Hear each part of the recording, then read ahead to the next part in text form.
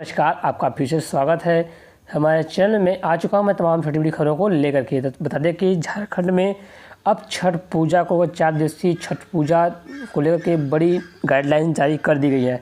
इस बार छठ में घर पर ही अर्ध घाटों पर पूजा की अनुमति नहीं है। बता दें कि 4 दिवसीय छठ महापर्व 18 नवंबर से शुरू होगा। 18 नवंबर को नहाए खाए और 19 नवंबर को खरना है और 20 नवंबर को पहला अर्घ्य और 21 नवंबर को दूसरा अर्घ्य है। हालांकि कोविड-19 महामारी की वजह से इस बार तालाबों और नदियों के किनारे छठ महापर्व का आयोजन नहीं किया जा सकेगा। इसे लेकर राज्य आपदा प्रबंधन विभाग ने रविवार रात दिशा निर्देश जारी किया है। इसमें कहा गया है कि छठ महापर्व के दौरान श्रद्धालुओं के लिए नदियों और तालाबों में केंद्र सरकार के निर्देशों और सोशल डिस्टेंसिंग का पालन संभव नहीं है। ऐसे में लोगों को अपने घरों में ही इस बार छठ महापर्व का आयोजन करना होगा। आपदा प्रबंधन विभाग द्वारा जारी दिशा निर्देश स्पष्ट कहा गया है कि इस बार छठ महापर्व के दौरान किसी भी नदी, लेक, डैम या तालाब के छठ घाट पर किसी तरह के कार्यक्रम के आयोजन की मनाही होगी। छठ घाट के समय कोई दुकान, स्टॉल आदि नहीं लगेगा। पर्व के दौरान सार्वजनिक स्थल पर पटाखा, लाइटिंग और मौज संबंधित कार्यक्रम पर पूरी तरह से रोक लगा दी गई है। बता दें कि घाट पर भीड़ और एक साथ स्नान के संक्रमण बढ़ने का खतरा है, इसलिए विभागीय अधिकारी के मुताबिक छठ महापर्व के दौरान नदी, तालाब, डैम, लेक आदि में स्नान करने वाले श्रद्धालुओं के लिए मास्क पहनना संभव नहीं है। वहीं 2 गज दूरी का पालन भी नहीं हो पाएगा, क्योंकि इस पर्व में एक जगह पर एक से ज़्यादा परिवार के लोग शामिल होते हैं। तो ऐसे में तालाब और पर जगह खाली नहीं होने के कारण इसलिए झारखंड में छठ पूजा को लेकर के बड़ी गाइडलाइन जारी कर दी गई है। अपने अपने घर पर ही छठ पूजा मनाने की आदेश दिया गया है। पुलिस पदाधिकारी व जवानों को सम्मान किया। मुख्यमंत्री ने कहा कि साफ नीयत व सही सोच से मंजिल मिलेगी। मुख्यमंत्री हेमंत सोरेन ने कहा कि वर्ष 2020 में चुनौतियां भरा साबित हो रहा है, लेकिन हमने इस अवसर के तौर पर लिया है। कोरोना से पूरा विश्व जूझ रहा है, झारखंड में इससे अलग नहीं है। सभी के सहयोग से चुनौतियों को कंधे पर उठाकर निडरता के साथ लगातार आगे बढ़ रहा है। बहुत हद तक हमें सफलता मिली है, विश्वास की कामयाबी हमारे कदम चूम रही है।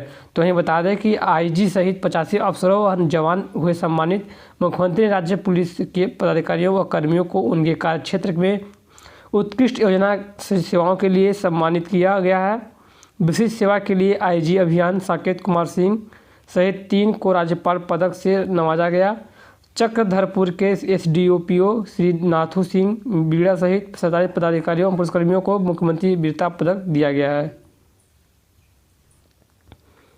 तो वहीं बता दें कि राज्य के सेवा के 621 अफसरों की प्रोन्नति का रास्ता साफ हो चुका है। झारखंड प्रशासनिक सेवा के मूल कोटि के 621 अफसरों की वरीयता सूची फाइल में हो गई है।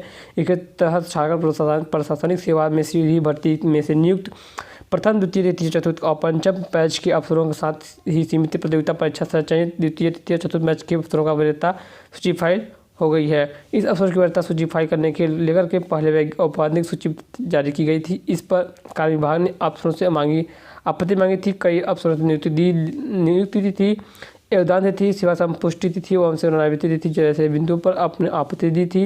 इसके बाद विभाग ने औपबंधित सूची में संशोधन कर वरीयता सूची का निर्धारण किया था। दोस्तों, वहीं एक खबर निकल के आ रही है झारखंड आंदोलनकारियों को लेकर के। झारखंड के आंदोलनकारियों ने के लिए रखा गया है उपवास कि झारखंड आंदोलनकारियों के मान सम्मान, पहचान, पेंशन और राजकीय सुविधाओं की मांग को लेकर राज्य की स्थापना दिवस पर बिरसा जयंती पर झारखंड आंदोलनकारियों ने संघर्ष मोर्चा के सदस्यों ने बिरसा समाधि स्थल के समक्ष उपवास किया।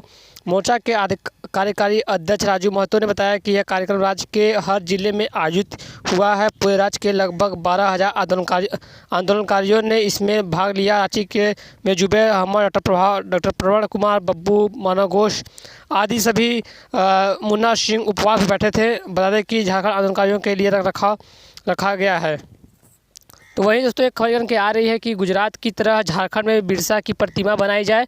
बता दें कांग्रेस के प्रदेश कार्यकारी अध्यक्ष जामताड़ा विधायक डॉक्टर इरफान अंसारी ने प्रधानमंत्री नरेंद्र मोदी से आग्रह किया है कि गुजरात से बने स्टैच्यू ऑफ यूनिटी की तर्ज पर झारखंड में भी भगवान बिरसा मुंडा की प्रतिमा का निर्माण कराया जाए।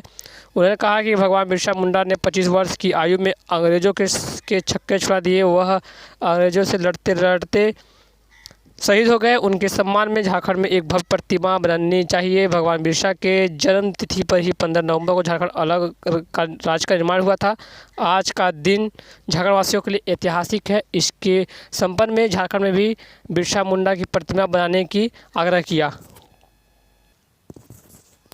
तो वहीं सरना धर्म कोड को लेकर के आंदोलन तेज हो रहा है। कोल्हा में 7 समेत 100 रथ रवाना हुए हैं।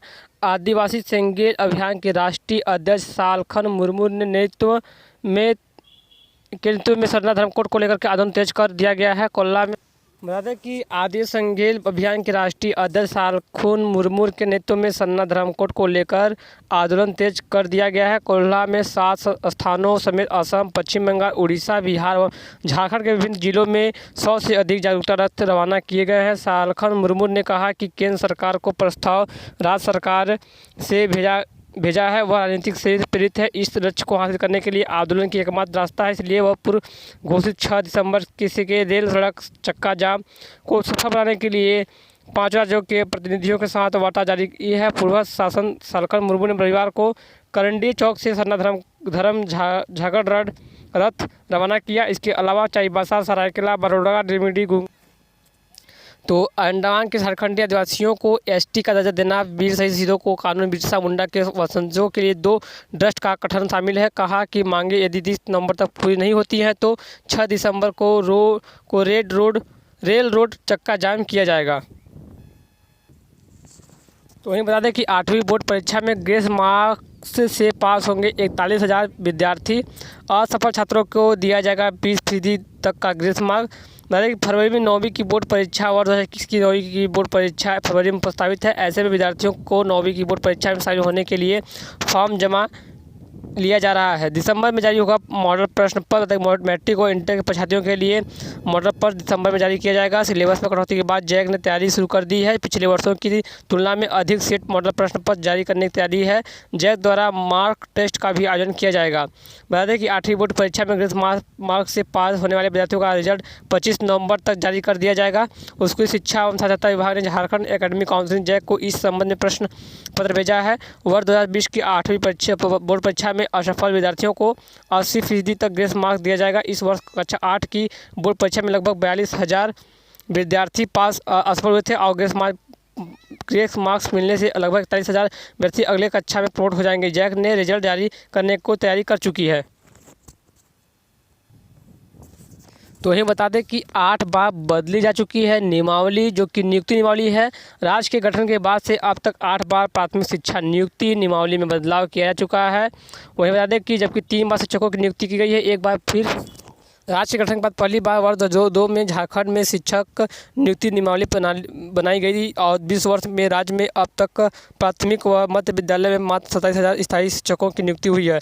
2004 में लगभग 10,000 और 2008 में 491 शिक्षकों की नियुक्ति हुई थी। शुरू से ही आंदोलनरत हैं राज्य के पारा शिक्षक से लेकर सरकारी शिक्षकों की समस्याओं का समाधान भी नहीं हुआ है। शुरुआत में पारा शिक्षक अभियान विद्यालय में नियुक्ति किए गए थे। DPEP कार्यक्रम के तहत पारा शिक्षकों का प्रतिमाह 500 रुपये मानदेय दिया जाता था। सर्व शिक्षा अभियान शुरू होने के बाद वर्ष 2003 में पारा शिक्षकों का मानदेय 1,000 रुपये बढ़ा दिया गया। इसके बाद से अब तक पारा शिक्षकों का अधिकतम मानदेय 15,000 रुपये तक हो चुका है। पारा शिक्षक अब वेतनमान और स्थायीकरण की मांग कर रहे हैं। पारा शिक्षकों के साथ साथ सरकारी शिक्षकों की वर्षों से प्रावधान के अनुरूप प्रोन्नति नहीं मिली है। तो बताया कि राज्य के पारा शिक्षक हमेशा से आंदोलनरत हैं और उनके स्थायीकरण को लेकर अभी तक कोई भी निर्णय नहीं लिया गया है।